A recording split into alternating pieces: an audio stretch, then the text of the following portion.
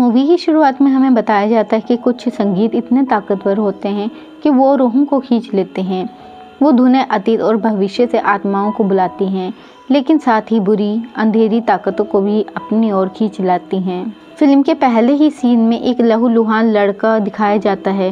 वो अपने हाथों में एक गिटार लिए हुए एक चर्च में लड़खड़ाता हुआ आता है। चर्च के लोग उसे देखकर घबरा जाते हैं।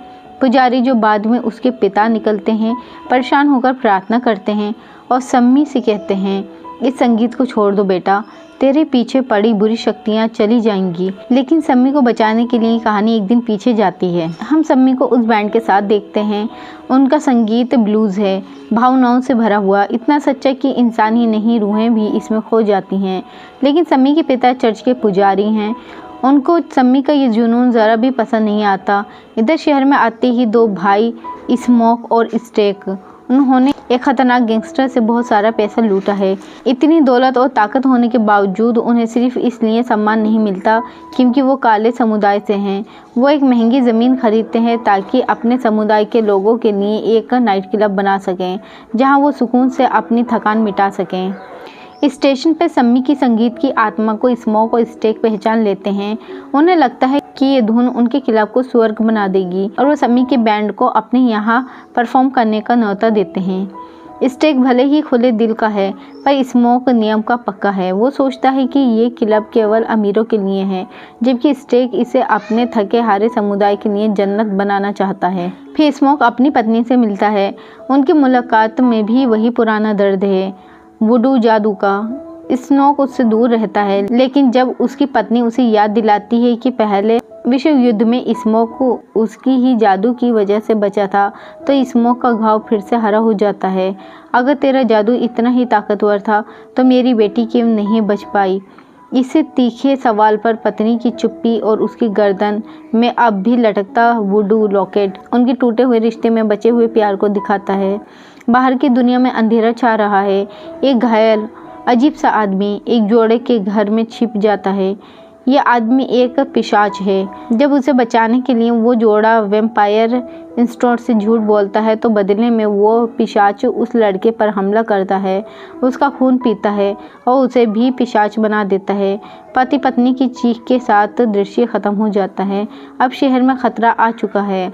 नाइट क्लब का ओपनिंग नाइट सम्मी की धुन गूंजती है। लोग मस्ती में खो जाते हैं। आत्माएं संगीत से खींची चली आती हैं और इस भीड़ में आ धमकते हैं वो तीन पिशाच, जिनमें नया बना हुआ जोड़ा भी शामिल है। स्मोक एक श्वेत व्यक्ति यानी वाइट मैन को अपने क्लब में आने की इजाज़त देने से साफ मना कर देता है। वो बदला लेना चाहता है। पिशाच रोमिक गुस्से में बाहर जाकर कसम खाता है कि वो इस धुन के पास आकर रहेगा। अंदर स्मोक और स्टेक की दोस्त मीरा गुस्से में क्लब से बाहर निकलती है। बाहर पिशाच बने जोड़े की लड़की मैरी को बातों में उलझाकर क्लब में घुसने की अनुमति मांगती है, लेकिन जब वो रोमिक को मीरा को देखते हुए लार टपकाते हुए देखती है तो समझ जाती है कि कुछ गड़बड़ है। इससे पहले कि वो भाग पाती, रोमिक उस पर हमला कर देता है। मीरा एक पिशाच बन जाती है। हंसती हुई उसे अनुमति मिलती है और वो अंदर घुसकर स्टेक पर हमला कर देती है।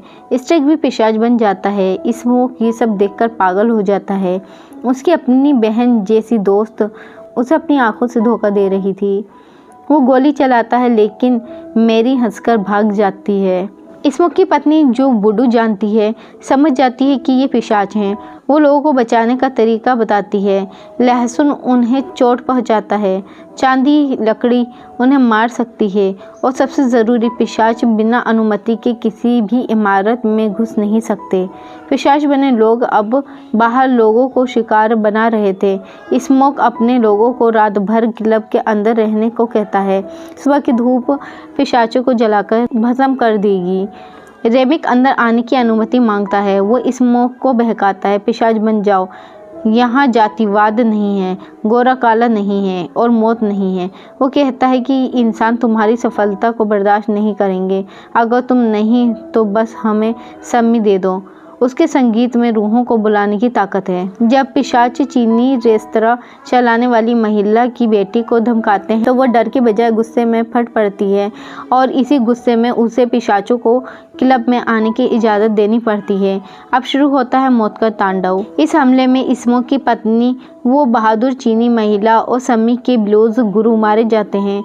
सबसे दर्दनाक क्षण तब आता है जब स्टेक पिशाच बन चुका स्मोक का भाई स्मोक की पत्नी पर हमला कर देता है। इससे पहले कि वो पूरी तरह पिशाच बन जाए, स्मोक को खुद अपने हाथों से अपनी पत्नी को लकड़ी के दाव से मारना पड़ता है। इस बलिदान की चीख स्मोक को अंदर तक तोड़ देती है। रेमिक सम्मी और उसके साथी को घेर लेता है। साथी सम्मी से भाग जाने को कहता है। बचने के लिए सम्मी अपनी गिटार रेमिक के सिर पर मारता है। गिटार पर लगी चांदी रेमिक को भयानक दर्द देती है, जिससे बाकी पिशाचों को भी झटका लगता है और सम्मी को भागने का मौका मिलता है। रेमिक जब सम्मी पर हमला करने वाला होता है तभी स्मोक लकड़ी के दाव लेकर आता है और रेमिक के शरीर पर उतार देता है। रेमिक की मौत से सभी पिशाच सदमे में डूब जाते हैं और तभी सूरज उग जाता है। नए पिशाचों को नहीं पता था कि उन्हें धूप से पहले छिप जाना है।